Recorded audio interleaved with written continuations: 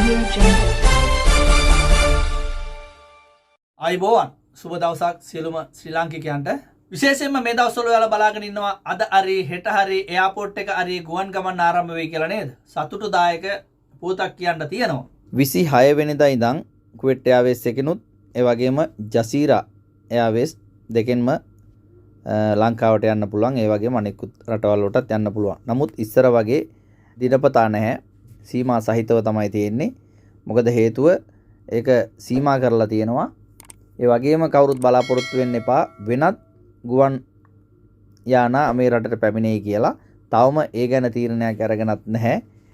උදාහරණයකට මම කියනවා නම් අපි කවුරුත් දන්නවා ලංකාවේ අය අපේ සහෝදර සහෝදරියෝ ගොඩක් මගේ channel එක බලන අයට විශේෂයෙන් කියන්න ඕන අපි දැන් ලංකාවේ ෆ්ලයිට් එකේ එනවා නම් ශ්‍රී ලංකන් එයාලයින්ස් එකෙන් එනවා නම් අපි පරණ ටර්මිනල් එකනේ පාවිච්චි කරන්නේ. ඒක තමයි ටර්මිනල් 1.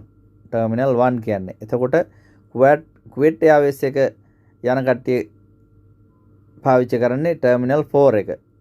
ටර්මිනල් 4 එක ඒක තමයි අලුතින්ම ඉදි කරපු එක. ඒ වගේම ජසීරා එයාවේස් එක තමයි ටර්මිනල් 5 කියලා කියන්නේ. එතකොට දැනට ආරම්භ කරන්නේ ටර්මිනල් 5 ජසීරා එකත් ඒ වගේම ටර්මිනල් 4 එක කුවේට් එයාවේස් එකත් විතරයි. පරණ එක තවම ආරම්භ කරලා නැහැ, කරන්නෙත් නැහැ. ඇයි කියලා අහන්න එපා. තොරතුරු දෙන්න බෑ. හරිද?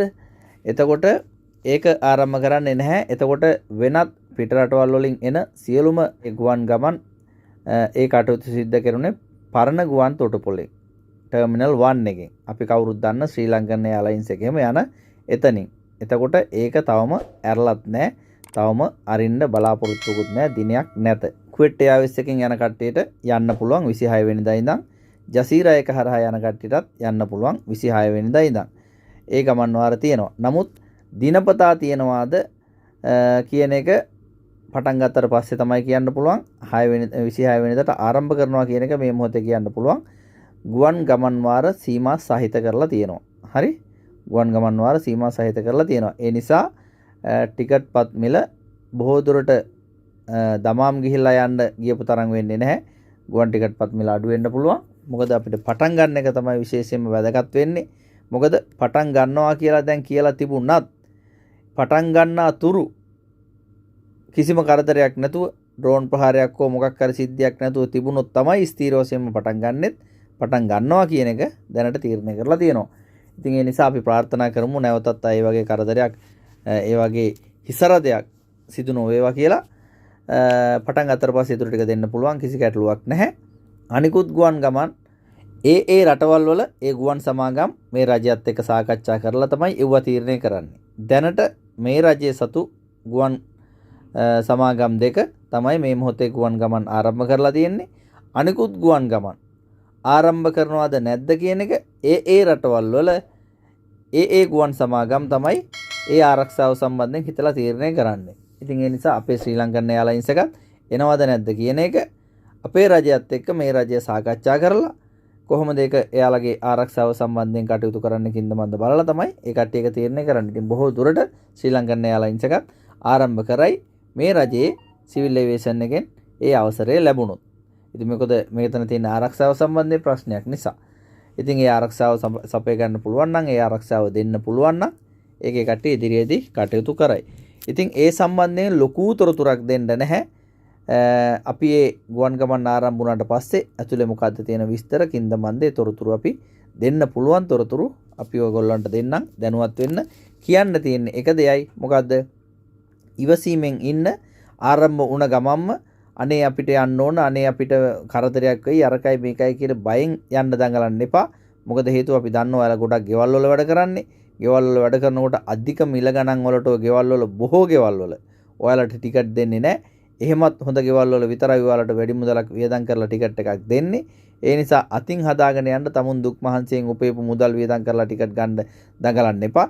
පුළුවන් අය ඒව ගත්තට අපිට කිසි ප්‍රශ්නකුත් නැහැ. නමුත් බොහෝ අය ඉන්නේ ඒ ටිකට් ගන්න බැරි අය. ඒ නිසා මේක අරපු ගමම්ම යන්න දඟලන්න උත්සාහ කරන්න අවශ්‍යතාවයක් නැහැ. මාසයක් විතර සතියක් දෙකක් තුනක් ඔයාලා ඉවසගෙන හිටියොත් සාමාන්‍ය පරිදි අනිකුත් ගුවන් සේවා වලින් මේ රටට එන්න ගත්තට පස්සේ අන්න ගුවන් ටිකට් පත් මිල අඩු වෙනවා. අනිකුත් එක හොඳට අහගන්න අනිකුත් රටවල් වලින් ගුවන් ගමන් මේ රටට ආරම්භ කරාට පස්සේ උදාහරණයක් වශයෙන් එමිරේට්ස් එක මෙහෙට එනවා. ඒ වගේම කතාර් එකෙන් එනවා. එතිහාද් එකෙන් එනවා. එයාර් අරබියා එනවා. ඒ වගේම ෆ්ලයි ඩුබායි එනවා. එතකොට අපේ ශ්‍රී ලංකන් එයාර්ලයින්ස් එක එනවා. ওই හැම එකක්ම කතාර් එක ওই හැම එකක්ම අපේ රටට යන ඒවා. ඕමාන් එයාර්ලයින්ස් එක ඒවා මෙහෙට එන්න ගත්තට පස්සේ ওই ගුවන් ටිකට් පත් මිල අඩු වෙනවා. සීග්‍රයෙන් අඩු වෙනවා. අපි කවුරුත් දන්නවනේ. දිනාර් 40 ඉඳන් තිබුණානේ. දිනාර් 40ට 50ට 60ට එහෙමනේ අපි ගියේ ලංකාවට. ඉතින් ඒ තත්ත්වයට නැවතෙනවා. ඒකට අඩුම තරමේ මාසයක් විතර යනවා. කරදරයක් නැතුව ගුවන් ගමන් ආරම්භ කරන්න පුළුවන් වුණොත් නැවත ප්‍රහාරයක් එල්ල නොවුනොත්. හොඳද? එහෙම වුණොත් ඒ තත්ත්වයට නැවතපත් වෙනවා. ඉතින් ඒකට මාසයක් අමාරක් යයි. ඒ නිසා ඉවසලා ඉන්න කියන එක අපේ සියලුම සහෝදර සහෝදරියන්ගෙන් අපි ඉල්ලනවා. හදිසි කට්ටියට යන්න පුළුවන් කිසි ප්‍රශ්නකුත් නැහැ. එහෙමනම් අපි වැඩි තොරතුරක් තියෙනවා නම් අපි ඔයාලව දැනුවත් කරන්න ආරම්භ වුණාට පසුව. සමහර විට දැන් ඩොනල්ඩ් ට්‍රම්ප් පැහැදිලිවම කියන්නේ නැහැ නේ මොකද්ද කරන්න කියලා. එයා පැහැදිලිව කිසි දෙයක් කියන්නේ නැහැ. එයා උදේට කියනවා ගහනවා කියලා, රැයට කියනවා තව පැය 72ක් දෙනවා කියලා. එතකොට පහුවදාට ආයෙ වෙන එකක් කියනවා. ඇත්තටම කියනවා නම් මේ සීයලාගේ යුද්ධයක් නේ තියෙන්නේ. හැම ඔය රටවල් තුනේම ඉන්නේ සීයලා. හරි? සීයලාට පුළුවන් ද රටවල් පාලනය කරන්න? දැන් මෙවුවා බලන ඔයාලගේ ගෙවල් වල ඔය වගේ වයසක අවුරුදු 70 පැනපු සීයලාට ඔයාලා යම් කිසි දෙයක් අඩුම තරමේ ගෙදර යතුරක්වත් දීලා යනවද? නිකන් හිතලා බලන්නකෝ ගෙදර යතුරක්වත් දීලා යනවද? නෑනේ. ඈ තනියෙන් ගමනක් යවනවද? බෙහෙත් ටිකක් ගන්නවත් යවනවද? ඒ වගේ වයසක කෙනෙක් නෑනේ. ඉතින් මේ මිනිස්සුන්ට රටක් බාර දීලා තියෙන්නේ. කොහොමද හිතා ගන්නකො ඉතින්? ඔය රටවල් තුනටම මම මේ කියන්නේ ඊශ්‍රායලට, ඇමරිකාවට, ඉරානයට ඔක්කොටම. ඉතුමතේ එයාලා පිස්සු කෙලිනකොට මැද පෙරදිග අපි ඇවිල්ලා අසරණ වෙලා ඉන්නවා. ඕක තමයි සිද්ධ වෙලා තියෙන්නේ. ඇත්තටම වෙලාවකට හිනහත් යනවා. මේක යුද්ධයක්ද කියලා. ඈ හිනා යන්නේ නැති කියලා ඔයාලා හිතලා බලන්නකෝ. දැන් අනුන්ගේ රටකට ඇවිල්ලා අනුන්ගේ රටක් බේරගන්න ජනතාව වෙනුවෙන් කීකේ ට්‍රම්ප් දැන් ඒ රටට ගහන්න හදනවා. ත්‍රස්තවාදීන්ට උදව් කරනවා කියලා ප්‍රධාන චෝදනාව යටතේ. අරුණුත් ඇවිල්ලා ඉරාන් කාරුත් ඇවිල්ලා මොකද්ද කරන්නේ? ඉරාන් කාරුත් කියන්නේ කවදාවත් නැති තුරුම්බු අපි ළඟ තියෙනවා. අපි තුරුම්බු එළියට දානවා. අපි ළඟ ආයුධ තියෙනවා. අපිත් අපිට ගහනවා. හොඳට මතක තියාගන්න කියලා හැමදාම කියනවා. දැන් මැරද පෙරදිග රටවල් වලට නම් කරපු ස්ථාන වලට ගහනවක අයින් වෙන්න කියලා තියෙනව නේද? මැද පෙරදිග රටවල් වලින් අයින් වෙන්න කියලා නිවේදනයක් දැම්මනේ. හරිද? ඉන්න කට්ටිය අයින් වෙන්න, අහවල් තැන් වලින් අයින් වෙන්න, මෙතනින් අයින් වෙන්න, අතනින් අයින් වෙන්න කියලා. එයාලා එහෙම කරනවා. ඔක්කොමලා මේක තනිකර කටින් කයිවාරුවක් යන්නේ. එතකොට මෙතන එහෙම යුද්ධයක් තියෙන්නේ. නමුත් මැද පෙරදිග ලක්ෂ ගාණක් ඉන්නේ පිට රටවල් වලින් ආපු වැඩ කරන්න ආපු කට්ටිය. ඒකත් මම හොඳටම දන්නවා. ඉතින් ලක්ෂ 20ක් ලක්ෂ 10ක් විතර මැද පෙරදිග ශ්‍රී ලාංකිකයොත් ඉන්නවා. ඉතින් මේ කට්ටිය බලාගෙන ඉන්නේ ලංකාවට යන්න. මේ කට්ටිය බලාගෙන ඉන්නවා තමුන්ගේ බඩු ටික ලංකාවට යනකම්. ගොඩක් ප්‍රශ්න වලද තමයි ජීවත් වෙන්න වෙලා තියෙන්නේ, වැඩ කරගෙන ඉන්න වෙලා තියෙන්නේ. ඉතින් ඒකයි අපි කිව්වේ ගුවන් තොටුපොළ අරින එක ගැන. එහෙම වුණොත් පටන් ගන්නවා කුවෙට් එයාර්වේස් එක පටන් ගන්න ඉඩ තියෙනවා. හැබැයි ඒ අතර කාලය තුර මුකුත් කලබලයක් සිද්ධ වුනේ නැත්නම්, නැවත මිසයිල් ආවේ නැත්නම්, ඩ්‍රෝන් ප්‍රහාර වැටුනේ නැත්නම් ඒ දේ සිද්ධ වෙනවා. හැබැයි මේක තීරණය කරන්නේ තන්නිකරම ඉරානයයි ඇමරිකාවයි විතරමයි. හරි? ඇමරිකාවෙන් ගහුවොත් උන් මෙහාට ගහනවා. ඕකනේ සිද්ධ වෙන්නේ. උන් අල්ලගෙන තියෙන්නේ ඒකයි. ඒ නිසා ස්ථීරව කියන්න බෑ කිසිම දෙයක්. ඉතින් ඇත්තටම ගුවන් අවකාශය ඇරියට පස්සේ තමයි ගුවන් ගමන් ආරම්භ වෙන්නේ. තවම ඒක සීමා සහිත විදියට තමයි කරගෙන යන්නේ. දැන් ඔය සෞදියේ වුණත්, ඩුබායි වුණත්, ඕමාන් වල වුණත් හරියට ඒක වැඩේ සිද්ධ වෙන්නේ නැහනේ. ගුවන් මෙච්චර ගුවන් ටිකට්පත් මිල අධික වෙලා තියන්නේ ඇයි? හේතු දෙකක් උඩනේ. එකක් තමයි ඉල්ලුමට සැපයුම දෙන්න බැරිකම සහ අනිත් එක ජෙට් ඔයිල් ගුවන් යානා තෙල් ගුවන් යානා වලට ගහන තෙල් ඉතාමත්ම මිල අධික වෙලා තියෙනවා දැන් හැම රටකම. ඔයාලා දන්නවා ඇති ජර්මන් වල නිවුස් එකේ අපි දැක්ක ජර්මන් වල විතරක් ලුෆ්තන්සා ගුවන් සේවය කවුරුත් දන්නවා ඇති ලුෆ්තන්සා ගුවන් සේවය ගුවන් වාර 20000ක් අවලංගු කරලා තියෙනවා 20000ක්. හරි? අපිට ගුවන් යානා කීයේ තියෙන්නේ අපේ රටට නේද? කවුරුත් දන්නවා ඇතිනේ. එතකොට 20000ක් අවලංගු කරලා තියෙනවා. ඇයි ඒ ගුවන් යානාවල තෙල් අධික නිසා, මිල අධික නිසා. නැත්තම් ජර්මනියට මේක ප්‍රශ්නයක් නෙවෙයිනේ. කවුරුත් දන්නවනේ. ජර්මනිය පැත්තට ඒ පැත්තේ රටවල් හරහා යුද්ධයක් නැහැනේ. නමුත් තෙල් ප්‍රශ්න නිසා අවලංගු කරලා තියෙනවා. හරි? තෙල් ප්‍රශ්න නිසා. ඒ වගේ මේක ඒ වගේ දියුණු රටවල් වලට පවා බලපාලා තියෙන යුද්ධයක්. හරි? ඉතින් අපේ දියුණු වෙමින් පවතින ඊටාම කුඩා රටකට කුඩා ආර්ථිකයක් තියෙන රටකට කොහොම බලපානවා ඇද්ද අපේ වගේ රටවල් වල. ඉතින් අපි බලමු ඉදිරියේදී මොකද්ද සිද්ධ වෙන්නේ කියලා අපි ඔයාලට නිතරම පැහැදිලි කරන්න. හරි තොරතුරක් දෙන්නේ නැතුව නිකන් අපිට හිතලු කියන්න අපි වීඩියෝ දාන්නේ නැහැ. තේරුමක් නැහැ. මොකද අපේ නාලිකා බලන අපිට කතා කරන දහස් ගාණක් අපේ සහෝදර සහෝදරියෝ ඉන්නවා මේ මැද පෙරදිග රටවල් වල. අපිට නිතර කතා කරලා WhatsApp message වල අපෙන් අහන්නේ කවද්ද එයාපෝට් එක අරින්නේ? කවද්ද අපේ බඩු ටික ලංකාවට යන්නේ කියන ප්‍රශ්න තමයි අපෙන් අහන්නේ. ඉතින් ඒ නිසා අපි කියන්නේ මේවා හරියට පිළිතුරක් දෙන්න බැරි මොකවත් නෙවෙයි. මේ යුද්ධය තාම ඉවර වෙලත් නැහැ. ඉවර වෙන දවසකුත් නැහැ. ඉවර වෙලත් නැහැ. ඉවර වෙන දවසකුත් නැහැ.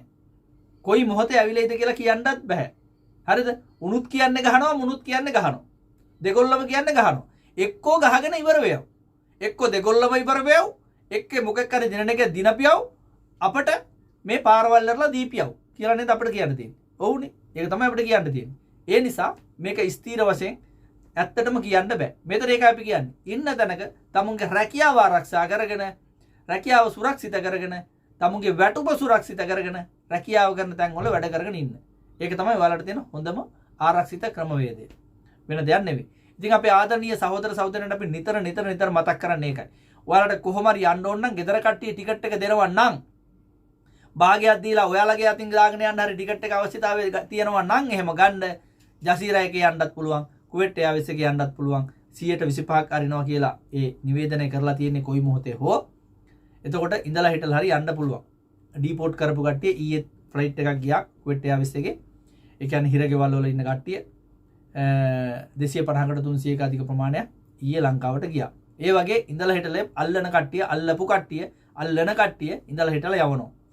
ෆ්ලයිට් එකේ ප්‍රමාණයට යම්කිසි ප්‍රමාණයක් ආවම ඒක රජය කතා කරලා ඒක යවනවා. ඒව ඇවිල්ලා මිනිසුන්ට කී කරන්නේ නැහැ. කී කරන්නේ නැහැ. ඒ කට්ටිය යවනවා. ඒ වගේ ක්‍රමවේදයක් තියෙනවා. ඉතින් ඒ වගේ 125ක් විතර ගුවන් ගමන් ආරම්භ කරයි ඉදිරියේදී මේ රජයේ ගුවන් සේවය. එහෙමනම් සියලු දෙනාට මතක් කරනවා ඔයාලගේ යහළු එහෙලියන්ට මේවා ෂෙයා කරන්න, හැමෝටම බලන්න ෂෙයා කරන්න, channel එකත් subscribe කරගෙන යන්න කියලා ඉල්ලනවා. තවමත් මේක subscribe කරමු නැති අය බොහෝ දෙනෙක් ඉන්නවා. බොහොම ස්තුතියි ඇඳී සිටියට.